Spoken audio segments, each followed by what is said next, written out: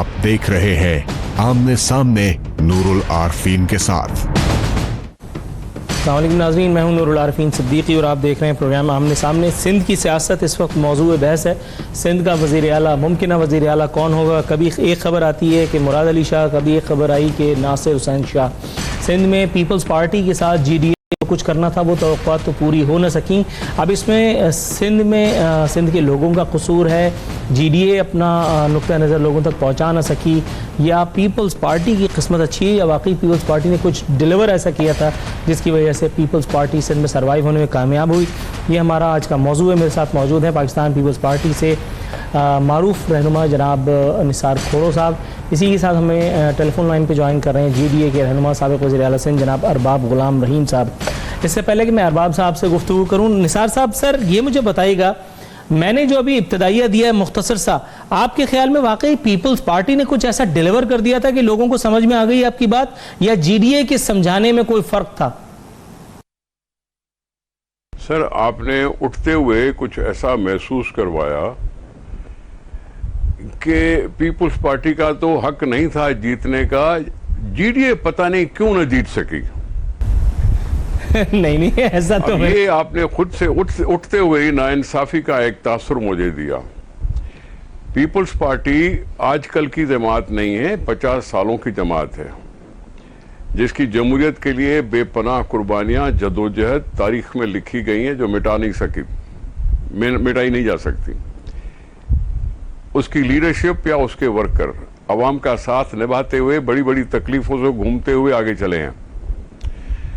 ये हुकूमत 10 साल से चल रही थी पीपल्स पार्टी की। पहले 5 साल वफाकी हुकूमत भी थी और सिंध हुकूमत भी थी, और दूसरी दफा सिर्फ सिंध हुकूमत थी। और ये सब जानते हैं कि पीपल्स पार्टी कभी भी चुप करके नहीं बैठती, वो अपने अवाम की भलाई के लिए कुछ न कुछ जरूर करती रहती है। और इस वजह से ही लोगों ने पीपल्स पार्टी की सच्चाई को माना, पीपल्स पार्टी के साथ देने का उन्होंने इरादा किया, और पीपल्स पार्टी 2013 से भी ज्यादा नशिस्तें लेकर जीत कर कामयाब हुई। रही बात GDA की, तो GDA में वो शख्स था जो पहले शिकस्त खोरदा रहा है। अब मैं किस किस का नाम लूं? हेलो, आवाज आ रही है जी? लाउड एंड क्लियर सर, बिल्कुल आ रही है जी। अब मैं किस किस का नाम हूं? अब हमारे मोहतरम अरबाब गुलाम रहीम साहब पहले नवाज लीग के MPA बने, फिर उन्होंने GDA ज्वाइन किया।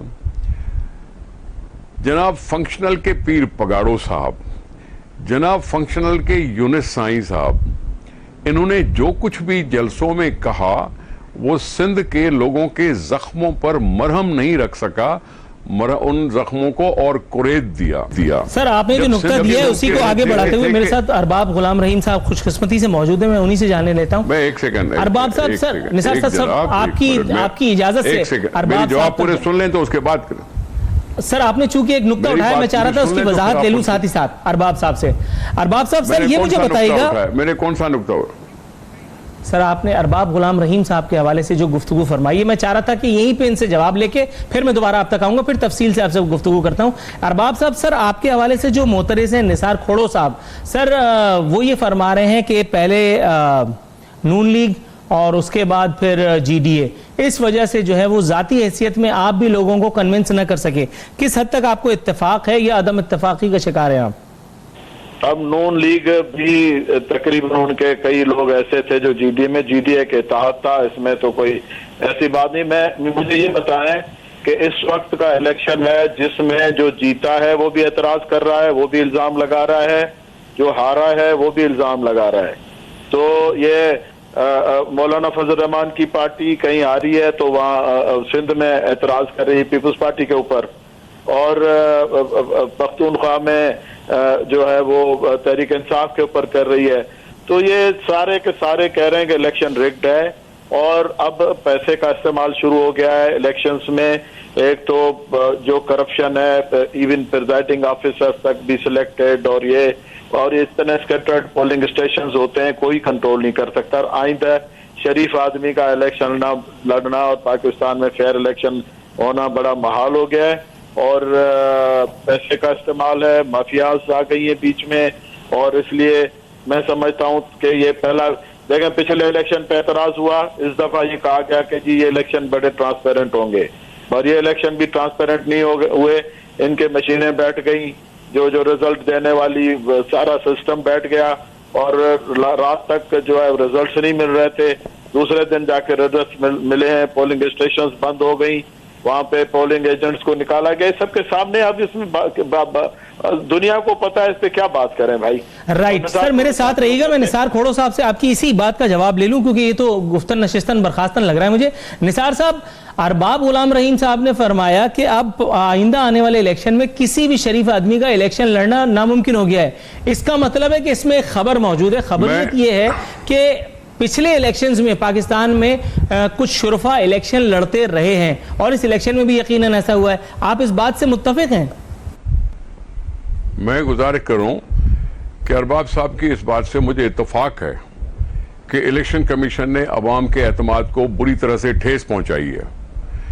5 साल की तैयारियों के बाद 2013 की हेलो जी सर, मैं सुन रहा हूं सर। क्या हो गया? मैं सुन रहा हूं सर, प्लीज गो ऑन। हाँ, 2013 की इलेक्शन बेहतर लग रही है, 2018 की इलेक्शन बेकार लग रही है। एक बंदा है बेनिफिशरी, जो बना है बेनिफिशरी, वो बना है इमरान खान और उसकी पार्टी, और ये जो भी दूसरे दोस्त हैं वो फिर उस बेनिफिशरी के साथ मिलकर बैठ गए हैं, अपनी शिकस्त, अपनी बुराई, अपनी एतराजात को पसे पुष्ट डालकर उन्होंने भी उनके साथ बैठने पर कबूल कर लिया। देखिए, बात सुने, इलेक्शन कमीशन ने हमें मायूस किया है, ये इससे कोई इख्तलाफ ही नहीं है। वो आरटीएस सिस्टम का फेल हो जाना ये उज़र लंग है, मैं मानने को तैयार नहीं हूं। 6 बजे के बाद जो एजेंट्स के साथ किया गया, जो फॉर्म 45 का चक्कर हुआ, जो आरटीएस सिस्टम नहीं चला, 3-3 दिन आदमियों को इंतजार करना पड़ा अपने रिजल्ट्स का। इन्होंने इलेक्शन को दागदार बना दिया है। इमरान खान की अगर जीत हुई है तो उसको भी दागदार जीत हवाले हुई है, उसके हासिल हुई है।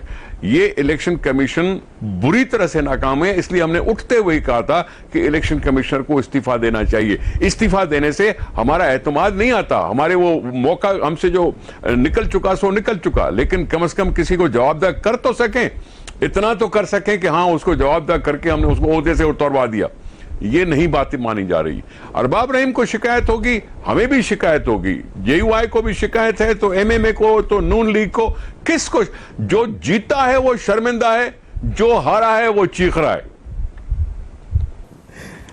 मसला ये है कि क्यों ये हुआ, क्या पीछे था कारफरमा, क्यों इस तरह से इनकॉम्पिटेंसी दिखाई कि चीफ जस्टिस ऑफ पाकिस्तान ये कहे कि इलेक्शन कमीशन शायद सो रही थी। ये यहां तक जुमले जो हैं वो इलेक्शन कमीशन को कभी महसूस नहीं होते कि कहा जा रहा है उनके लिए। इदारा है, आजाद इदारा है, बेपनाह फंडिंग उसके पास थी, सब कुछ उसके पास हासिल था, इलेक्शन रूल्स उसने खुद बनाए, मर्जी से बनाए। इन सारी चीजों के बावजूद हम हर इलेक्शन से डिटोरिएशन में क्यों जा रहे हैं, हम और मायूसी में क्यों जा रहे हैं? पाकिस्तान को क्या इस तरह से इलेक्शन से मायूस करना है कि फिर कोई दूसरी मखलूक आ जाए और कहे कि जी इलेक्शन तो हो नहीं सकते थे, इसलिए बेहतर है तो ये हो? हमेशा ये कोशिश क्यों की जा रही है कि अवाम के साथ ज्यादती हो, अवाम के साथ नाइंसाफी हो, अवाम बैठ के परेशान हो, अवाम बैठ के दुहाई देते रहें? राइट सर, इससे पहले कि ये दुहाई मजीद हम आगे बढ़ाएं, नाज़रीन, यहाँ वक्त प्रोग्राम में एक मुख्तसर ब्रेक पर जाने का, ब्रेक से वापस आएंगे तो अपने मेहमानों से कुछ मजीद सवालात करेंगे।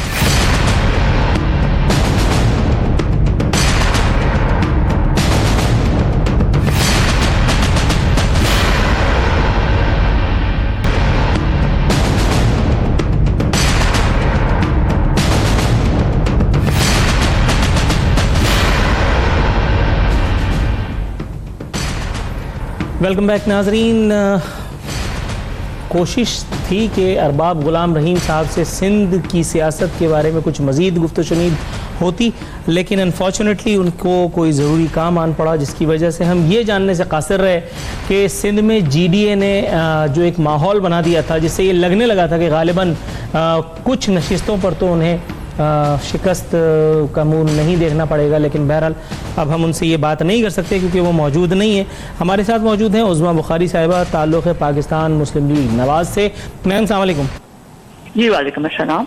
ये मुझे बताइएगा मैम कि इस वक्त जो जमहूरियत की गाड़ी एक बार फिर लोग कह रहे हैं कि पटरी पे चढ़ती दिखाई दे रही है, बाद बेबाद कुछ लोग इस गाड़ी को कुछ लोगों के नज़दीक पटरी से उतारने की, जमहूरियत को डीरेल करने की एंड व्हाटएवर कोशिशें फरमा रहे हैं।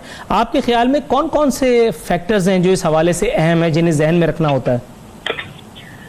जी बहुत शुक्रिया। पहले तो मैं मुत्तफिक नहीं हूँ आपके इस सवाल के उससे कि कोई जमहूरियत को डीरेल करना चाह रहा है या पटरी से उतारने की कोशिश किया जा रहा है। तमाम तर तहफ़्फ़ुज़ात के बावजूद, तमाम तर जो हमारे एलिगेशंस हैं और जो उस पर सबूत आ रहे हैं उसके बावजूद तमाम पॉलिटिकल पार्टीज ने यह फैसला किया है कि हमें हाउसेज में भी जाना है, हमें ओथ भी लेना है और ये जो प्रोसेस है इसको हमें आगे लेके चलना है। लेकिन जो इसके इस इलेक्शन की रिगिंग के हवाले से, जो इस पूरे प्रोसेस के हवाले से जो हमारे तहफ़्फ़ुज़ात हैं, जो चीज़ें हैं, उस पर तहकीकात भी करानी है, ये भी उतना ही क्लियर है। तो इसलिए जमहूरियत को कतई तौर पर कोई ना खतरा है और ना हो सकता है। Right ma'am. निसार खोड़ो साहब, सर ये इदारों के खिलाफ बयानात के हवाले से एक बयान मेरे सामने मौजूद है कि पीपल्स पार्टी ने फजलुर रहमान साहब का साथ देने से इनकार कर दिया। एहतजाज के लिए सिर्फ कानूनी तरीक़ेकार अपनाया जाएगा, बिलावल भुट्टो जरदारी। सर आपके ख्याल में मौलाना फजलुर रहमान इस हवाले से यकीनन मायूस तो हुए होंगे, लेकिन ये खबर पाकिस्तानी अवाम के लिए, जमहूरियत पसंदों के लिए कितनी खुशाइंद है? देखिए, हमने कहा कि ये इलेक्शन कमीशन की कारकर्दगी के खिलाफ एहतजाज था। इलेक्शन कमीशन भी एक इदारा है और वो आज़ाद इदारा है। हमें उनसे उम्मीद थी कि ये सारी रुकावटें नहीं होंगी, बेहतर एहसन तरीके से काम होगा। हमने उसके खिलाफ एहतजाज का ऐलान किया। हम गए वहाँ, हम वहाँ एहतजाज करने के लिए इलेक्शन कमीशन की कारकर्दगी के खिलाफ एहतजाज करने के लिए गए थे।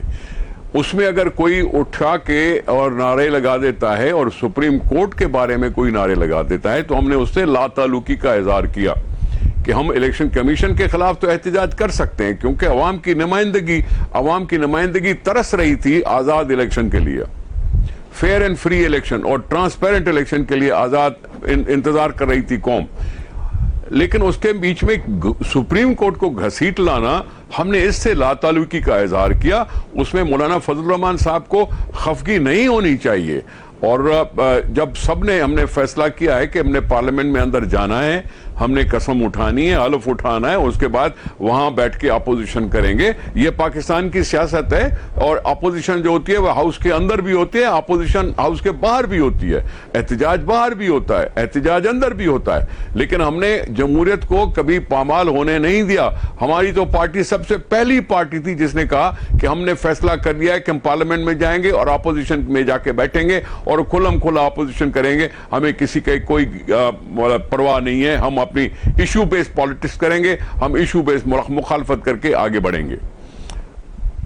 तो राइट मैम, ये मुझे बताइएगा, मौलाना फजलुर रहमान की बात की जाए तो आपके ख्याल में वो क्या खुदा ना खास्ता कोई पर्सनल एजेंडा है या क्या मामला है?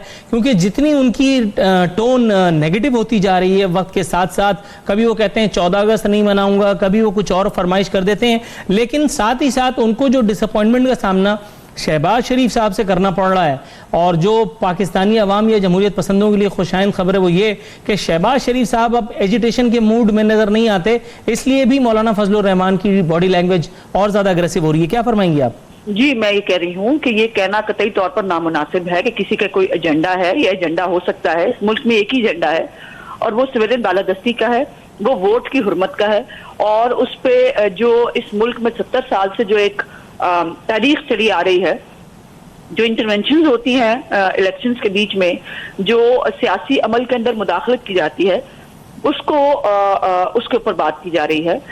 वर्ड्स यकीनन हार्श हो सकते हैं, उस पर किसी का इख्तलाफ हो सकता है, लेकिन यहाँ बैठकर किसी के बारे में फतवा दे देना और किसी की नीयत पे शक करना, ये मैं नहीं समझती कि मुनासिब है या होना चाहिए।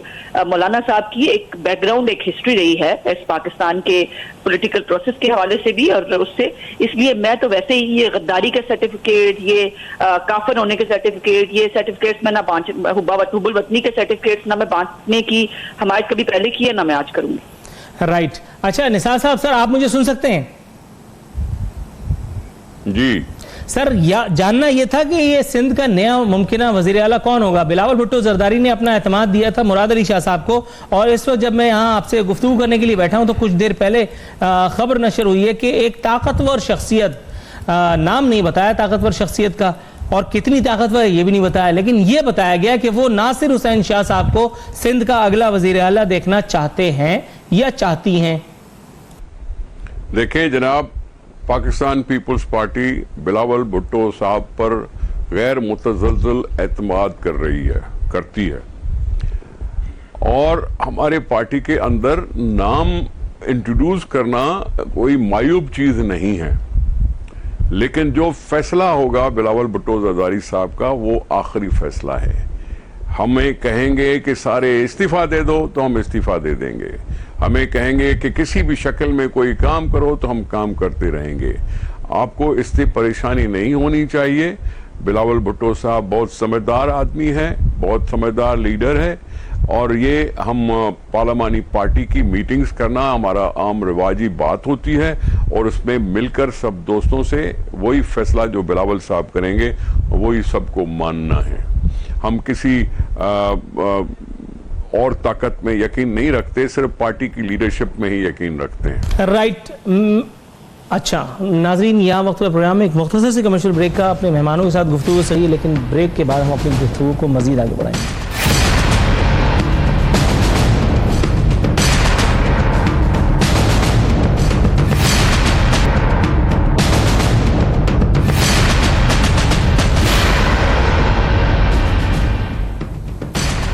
वेलकम बैक नाज़रीन, हमारे साथ मौजूद हैं टेलीफोन लाइन पे पाकिस्तान तहरीक इंसाफ के रहनुमा फैसल जावेद खान साहब।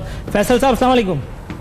जी वालेकुम अस्सलाम। सर ये आखिरी सेगमेंट तहरीक इंसाफ और फैसल जावेद खान के नाम, ये मुझे बताइए, एक तो आपने कई लोगों की रोजी पे लात मारी, वो अल्लाह पूछेगा आपसे, लेकिन ये जो कुछ हो रहा है कि अब आप लोग इब्तिदाई यानी तोहफे के तौर पर आपने ये सरकारी रहायशगाहें खाली कराने के लिए जो ताला तोड़ ऑपरेशन वगैरह का तोहफा आप देना शुरू किया है, आपके ख्याल में और कितनी नाराजगी, कितनी खफगी मोल लेंगे आप सियासत के उन पुराने चावलों से जिनको आपने बेरोजगार करके घर बिठाया काफी लोगों को?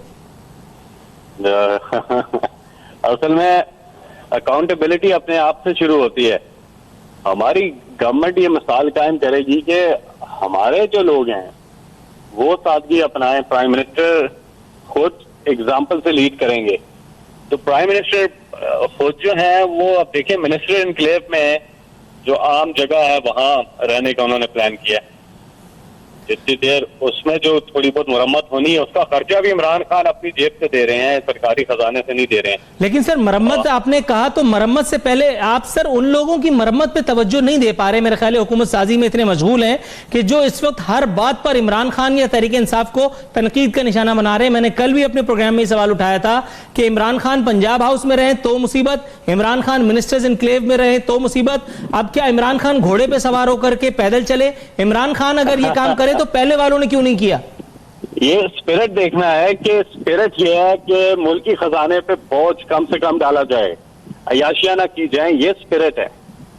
तो तनकीद करने वाले अगर तनकीद करते हैं, लेकिन उनको ये देखना चाहिए कि एक ऐसी रवायत कायम की जा रही है कि कम से कम खर्चा हो।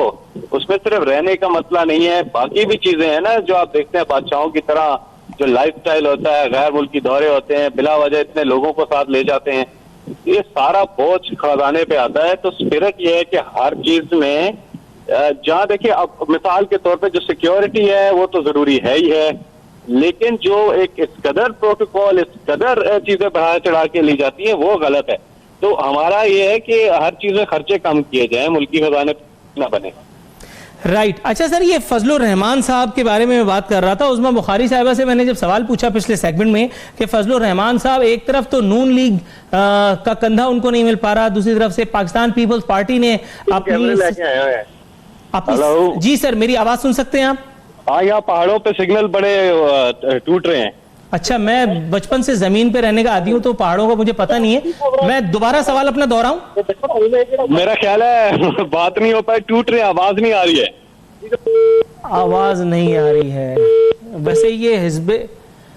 वैसे ये इख्तिदार का शेवा हुआ करता है, हिज़्ब इख्तिलाफ का, लेकिन पता नहीं क्यों इस दफ़ा पाकिस्तान तहरीक इंसाफ और फैसल जावेद खान साहब को मेरी आवाज़ नहीं आ रही।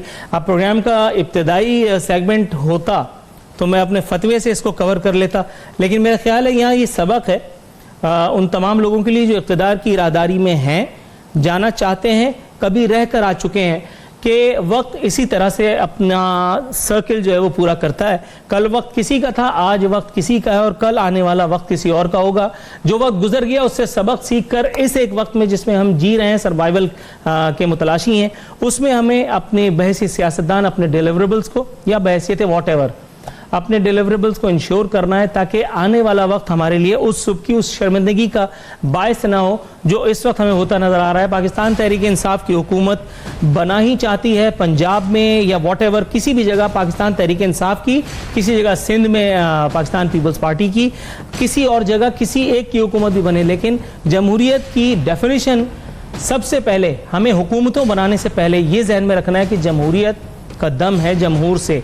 जमहूर कहते हैं आवाम को, और अगर आवाम बेहाल है तो जमहूरियत कितनी भी ग्रो कर जाए, कितनी भी फ्लरिश कर जाए, मेरा ख्याल है वो तहरीक इंसाफ की हुकूमत हो, वो पाकिस्तान पीपल्स पार्टी की हुकूमत हो, वो पाकिस्तान मुस्लिम लीग नवाज की हुकूमत हो या उनके किसी और एलाई की, जमहूर के बगैर जमहूरियत का मतलब कुछ होता नहीं है। पहाड़ों पे आवाज़ नहीं जा रही, लेकिन बहरहाल ये आवाज़ पाकिस्तान के करोड़ों आवाम तक यकीनन जाएगी कि पहाड़ों पर रहने वाले कम से कम इस एक शेर पे अगर तवज्जो दे लेंगे, तुम आसमां की बुलंदियों से लौट आना, तुम आसमां की बुलंदियों से लौट आना, मुझे ज़मीन के मसाइल पे बात करनी है। तब्दीली आई है, दुआ है परवरदिगार आलम के पाकिस्तान के अवाम को हकीकी मानों में आने वाली ये तब्दीली ग्रास रूट तक महसूस हो, पाकिस्तान के अवाम के लिए ये तब्दीली मौजू साबित हो, हमारी इकॉनमी, हमारी पॉलिटिकल स्टेबिलिटी के हवाले से, हमारे दीगर तमाम मामलात जो अनसर्टिनिटी का शिकार रहे किसी भी एक हवाले से, अल्लाह ताला से दुआ है कि ये तब्दीली हमें रास आ जाए। इसी के साथ नूरुल आरफीन सिद्दीकी और आमने सामने की टीम को इजाज़त दीजिए। फ़ी अमानिल्लाह।